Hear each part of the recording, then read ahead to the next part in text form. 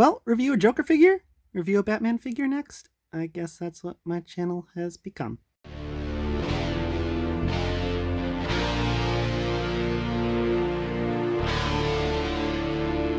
That's right, friends. Today we are taking a look at the Todd McFarlane Batman, which, not just like any old Batman from the McFarlane line, but Batman as designed by Todd McFarlane for his own line of toys in the DC Multiverse. This is pretty much how he would have designed Batman, I guess, which is kind of confusing because Todd McFarlane has drawn Batman in the 70s and we know what it looked like, and it didn't quite look like this. So I guess he had some ideas in the 40 years since then. Anyways, the sculpt on this guy, well, it's an original design, so I can't fault it for accuracy, but it is mostly reuse because this is mostly a reissue of his gold label version of this original design, where he gave us like a black and a gray Batman, and now we got like a blue and gray, but it's really just like dark blue and gray. It's like hardly different in colors, but I mean, the cape has been redesigned a little bit apparently. I didn't get that original version. I thought this black bat on the front contrasted a lot better with a dark blue than black on black, so I thought this would look a little bit cooler on the shelf, but the cape didn't, fold up like this, but it is folded up like this, and, it's a very rubbery piece. It's like a really nice material, and it does look kind of cool, does look kind of like a bat in the back there, but here's my question. Why would Todd McFarlane, who's known for his, like, ridiculously huge capes with Spawn, take Batman's cape and actually make it shorter? That's really weird to me, honestly, but I mean, he gave it some spikes, and Todd McFarlane loves his spikiness, so I guess that part makes sense. He also gave the spikes up on the shoulders, and these are also kind of rubbery. It's kind of cool how they transition from, like, a super soft rubber down here to, like, a firmer rubber up there. Then the Bat logo is a separate sculpted piece on top of the cape that breaks up the design between where the cape meets the body there, and I think it actually looks really cool like this. I kind of like this. It's not like the typical comic book Batman, but it does look cool. And then, of course, he has spiky gauntlets, and these are not soft rubber. These are super hard, and if you just push your thumb, it's like, ow! That really hurts. They're definitely the Spawn-type spikes on all the gauntlets over there, but he does have the, typical Batman 3 spiky things on the side there, and then he's got, like, spiked knuckles there, which, I don't know, I don't really picture Batman using. Like, he's gonna punch a guy and puncture him? What if he just wants to knock him out and, like, he's gonna give him, I guess he could use knuckles. Whatever, but the point is, this is a much more lethal-looking Batman, and Batman was pretty famous for not wanting to be lethal and not wanting to kill, so it's a little bit of some odd choices there, especially with the knives. He's got some knives sculpted there, and, it's kind of similar to some knives he comes with. I think the first release came with gold knives, too, just like this. I mean, this one doesn't come with those, so I guess it's nice to have them in some form, but, like, why would Batman use knives? Like, I understand, like, he doesn't want to use a gun, and I understand that guns are more lethal than knives, but it kind of doesn't make sense if you think about it. Like, a knife can still kill people, and Batman doesn't want to kill people, so if he's okay using knives, which he kind of is, because he uses, like, batarangs that can cut people up, why would he not be okay using a gun and just, like, doing what the Lone Ranger did and, like, not shooting to kill, just like shoot to disarm people and stuff? I mean, you could shoot someone on the leg and, they'll be okay. But I know a lot of you are going to say, like, oh, but Batman's parents were killed by a gun. It's like, okay, but, it's very specific. If they had been killed with a knife, then would he be okay using guns and just not to kill? But, like, he's just very gun phobic. Why is it like guns in general? Why not like the specific model of gun that was used to kill his parents? Like, he won't use that.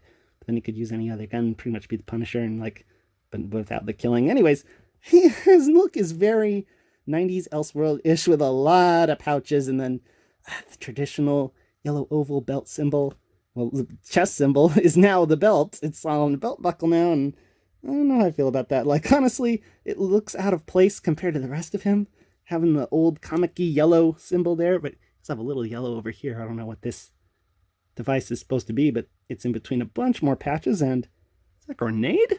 Yeah, he's got grenades on his thighs.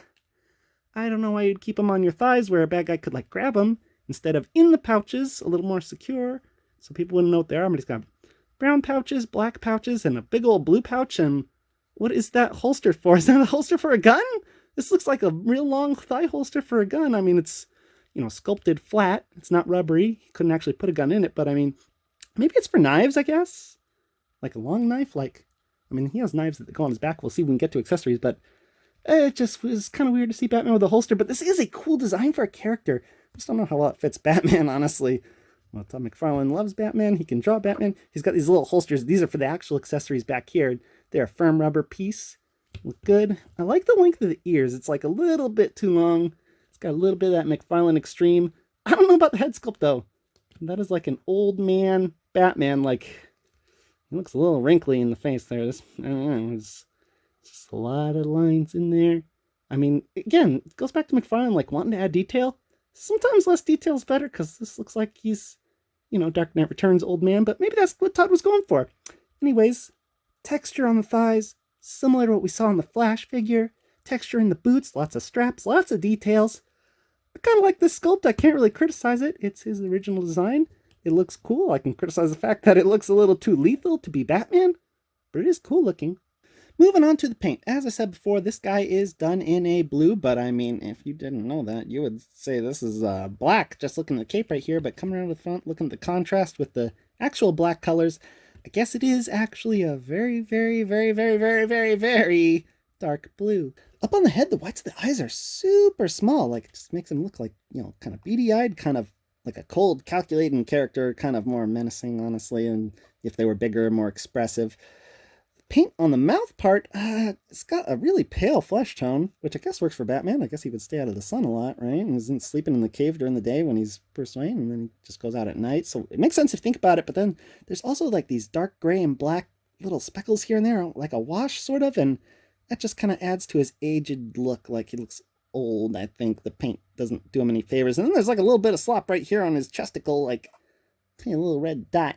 I don't know what that is, reddish, brownish. I sure could wash it off easy enough, but that kind of bugs me. I like the glossiness on the black bat emblem, and the dark blue continues on, and the paint on the gauntlets and stuff, where it gets metally and looks silvery, is actually very clean. Like, you don't even notice it's painted, but I mean, it would have to be, right? Same goes for the belt. Like, it's pretty impressive all around. It's one big dark blue rubber overlay thing, and I think it's one piece. No, it's a separate piece right here with the butt cheeks, the rubber button crotch piece. But it blends well on the front. Like, you wouldn't be able to tell it's a separate piece, honestly. However, since these weren't separate pieces, the knives, they are also in blue and had to get painted gold, which means they just got painted on the front, so they're blue on the bottom, which isn't a big deal, but like when you look at the sides and see a little bit of blues, like it is kind of off-putting. Still, there's no real wash anywhere else. The paint's mostly clean. I think the paint is just fine. It honestly weirds me out in the mouth mostly because it looks pale and dirty, and he, again, looks like old man Bruce Wayne. Now for the articulation, Batman has a ball joint on his head. It goes so far up, so far down, which is very good. Gets good attitude side to side. Wow, what are you doing, Batman? You breaking your own neck there? Anyways, it also spins all the way around. That neck articulation is actually one of the better ones from McFarlane. Then there is a double ball joint at the diaphragm. Goes so far forward, which is pretty decent, and so far back. Gets really good side to side there. And it does twist all the way around, but it tends to twist all the way around at the upper part instead of at the waist because this rubber overlay is like, hugging the plastic down there, but he does twist there also. Now the arms are in McFarlane's butterfly ball joint things in there, and then they're on hinge and swivel also, but man, are they clicky. He can get up above 90 though, and the cape is rubbery enough that it doesn't really hinder him going up like that, but does, hinder him obviously if he's trying to swivel it all the way around. There are cuts at the biceps and double elbows, and man, did they ever break up the sculpt. That is what happens when you give your figures extra beefy arms, McFarlane. That double arm joint is just gonna break them up. Anyways, he has that ball hinge wrist thing going on here. Now on mine, this gets way past 90 degrees on his left hand, but on his right, it pretty much gets to 90 degrees because if you notice, the ball is like sticking out a lot on the left. It seems like it wasn't pushed all the way into the gauntlet piece, whereas this one is a lot more flush and looks a little better, a little more natural, I think, if you ask me. So that is kind of a problem. I wonder if I can heat that up and push that piece further on in, but, I'm not supposed to show you guys how to improve the figures. I'm just supposed to review how they come out of the box. Hips are on standard McFarlane C-clamp joints, which means you can do the splits very far, but they can only come so far forward, which is, kind of like a baby step if you ask me. They do, however, go a decent amount backwards, and what's really impressive, these guys get more thigh swivel than any other McFarlane figure I've had so far, I think. I mean, it's still not like a full-on thigh swivel that goes all the way around, but I can live with this. If you can get every figure doing this McFarlane, I'd be much more happy with, the lack of a traditional thigh swivel. And of course he has double knees, and he has ball joint ankles down there. But there we go. They get some range there. And again, you can get pivot out of them as well. And toe hinges. So actually pretty good articulation for once, I think. Although the big issue is the arms just do not want to go all the way down because the sculpt is like too beefy at the chest. And then, man, that gets broken up because the arms themselves are also too beefy. Try to make a little bit more slender Batman to work with articulation better in the future, McFarlane. Packaging is pretty much the same McFarlane packaging we've seen before for the DC figures. Big window box up front, says ages 12 and up right there, says 22 moving parts or points of articulation right there, which is probably not true. Says just DC Multiverse and Batman on the side, which doesn't really specify the origin, but on the right, we get designed by Todd McFarlane, and Todd McFarlane designed. I guess he wanted to remind us twice. Anyways, on the back, I guess this is original artwork. Let's see what it says here. Art created for Todd McFarlane designed Batman. Todd McFarlane, you're an artist. You didn't draw it yourself?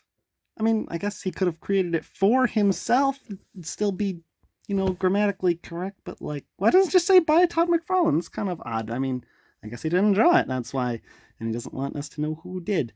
Anyways, we get some artwork for other figures in the wave, not of, because, it would make too much sense putting the pictures of the actual figures on the back of the packaging. Anyways, let's open this thing up already. Oh, that's right, a third piece of tape. Why do I keep forgetting? I must be the dumb one, right? I mean, McFarlane needs 3 pieces of tape. Same exact card back we've seen before with the accessories, glued onto the plastic thing in there, which is not great. Batman is held in there with a big twist tie around his waist. His wrist looks totally broken over there. I hope that doesn't affect the figure in any way. Well, that didn't even cut it. These things are a little too strong, McFarlane. I mean, it pulled it out of the plastic tray. And whatever, let's pull Batman out of the plastic tray. Okay, once that's cut, he comes out, and his cape comes out of that hole pretty nicely, actually. I know his cape is a little bit redesigned from the original release of this guy, but I mean, it comes out of the packaging nice, so that's all I care about. Now, for accessories, Batman, of course, comes with the standard DC base, which, is pretty much, like, too small for him. If we put one foot on, the other foot goes off, and that really irks me, so I don't tend to use these, but, he does come with them. And he also comes with the collector card, of course, which has not Todd McFarlane's art on the front, but his design, I guess. And for once, reading the bio on the back of this could actually prove interesting, because we'll get to find out a little bit of the backstory for this version of Batman, whose real name is Bruce Wayne. He's 6'2" and weighs 210 pounds. No surprises there. That's kind of just like standard comic book Batman. But then we get some bio information, and it says, in the 1980s, Todd McFarlane began drawing Batman professionally, working on the classic storyline Batman Year 2 in Detective Comics, and creating iconic artwork, including his dynamic cover for Batman 423. Yeah, that's not this. When are we going to get a figure of Batman 423? Like, this thing, that's what I want. Work better as a statue, probably, because that cape is so cool. But, what happened to the cape, right? Anywho, Todd went on to become a titan of the comic book industry. Oh, man, he wrote this, or approved this, at least. This is self-serving stuff right here. But Todd always had an affinity for Batman, stating, quote, Batman has always been my favorite character. I've always liked the fact that Batman has no superpowers. When it comes down to it, he's just a dude in a costume. Conceivably, if Batman were in a huge battle in space, without any of his gadgets and tech, he could potentially die, unlike Superman. Yeah, that's true, Todd. Yep, that is true. Maybe you could tell us why Batman's using knives. Of which he comes with 2, and these are some big, serious knives. These are more like swords, honestly. But they look kind of cool. They're kind of like battering designs in the middle of the blade, which is weird, because Batman's not going to throw them, so why not just make standard knives? This is just to, cause more damage to the people you impale? This is a vicious, vicious Batman, which can hold his knives in the back here. I guess it doesn't really matter which way you put them in, so, I'll put the blade to the right on both of them, and you could, flip it around as you please. I guess it would make more sense for them to be like this, so Batman could, reach them, and he can actually reach them. That's really impressive, I think. That's, oh, wow, and he pulls them out. Sha! Sha! Okay, Batman wouldn't, pull swords out his back. I guess he was trained as a ninja, though, right? Anyways, you can get them in his hands, but man, are the 4 fingers stiff. You gotta bend that thumb, because the thumb's a lot weaker. And plop them on in. And while you're trying to do that, these things are poking you. Nice design, McFarlane. It's Is your way of like punishing your own collectors? Just like, they love playing with my toys, let them stab themselves with them. Oh man, it's hard to do. Whew, hard to do, but you can get the knives in his hands. Well, that's what he looks like with them. I will take them out, because Batman should not be using sword knife things. Well, I guess he does use a sword to fight Ra's al Ghul, so, you know, whatever. I do appreciate the paintwork on them, though. Like, they painted each little spike on the handle gold, and then the edge silver here. And then there are wraps sculpted on the handle in here, but they're not painted brown or anything. I guess maybe they're just blue colored, the same as the actual body of the blade, which doesn't make sense. These made of metal. Batman painted the metal blade blue? That's, whatever.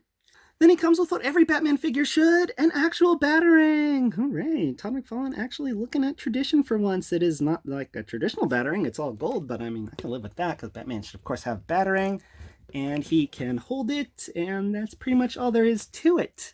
It doesn't have any paint detail or anything, it's just molded in gold. I do think it's a little weird that the head from like the emblem is not there, but I mean, there are plenty of Batarangs that look like this. It does have a little bit of sculpted detail with these two little lines, I guess to make it seem like it's like a tech thing instead of just a throwing thing, but it's pretty much just a throwing thing. Pretty much just a standard gold Batarang. And if you so choose, you can even kind of like tuck it into his belt there to make it seem like he's carrying it, which, I mean, if you look at the size of this thing, where was he carrying it on that belt? Every pouch is way too small for this. Time for the scale, friends. So Todd McFarlane's Batman stands at about 7.5 inches or 19 centimeters tall to the top of his ears there. And of course he's in the 7-inch scale in the first place because Todd wanted his toys to be bigger than all the standard 6-inch scale superhero figures that are out there. But that wasn't enough because he also wanted his own personally designed Batman to be bigger than the other Batmans he's made figures of. Well, this Arkham Asylum Batman is like a whole head shorter than him. Even Superman comes in shorter than this guy. It's like, come on, Todd. Like, I know you want your figures to be the biggest and the best, but that's just kind of ridiculous. Batman's not taller than Superman, no matter what. I mean, maybe if you do a Superman designed by Todd McFarlane figure and make him bigger, that'd be kind of cool. At the end of the day, friends, I am ultimately going to recommend the Todd McFarlane designed Batman figure because it is a pretty cool design and a pretty well executed figure. It is just not a traditional, typical Batman design, so if you're into any Elseworlds designs for Batman, or like, Pirate Batman motif that I got going on here at the end, I think you will like this. Just know he's kind of in a scale on his own, because Todd McFarlane's like, oh, my Batman will be big, apparently, and, that kind of extends to the muscles in the upper torso, where it's like he made him so beefy and chunky because he wanted him to look strong and big and intimidating that it kind of interfered with the articulation at the upper arms there, I think. But, below the waist, the articulation's pretty darn impressive. These are the best thigh swivels I've seen on a McFarlane figure yet. And he's got very good accessories. I think the paint's pretty good. Same with the sculpt. Just kind of has an old man look in the head. But, I mean, some people are into that with Batman. And if you are, you'll definitely like this guy. It's definitely an interesting figure. I hope to see more McFarlane original designs for figures for other characters in the future from this line. And that's pretty much all I have to say. So go out and get him if you think he looks cool. And peace out, friends.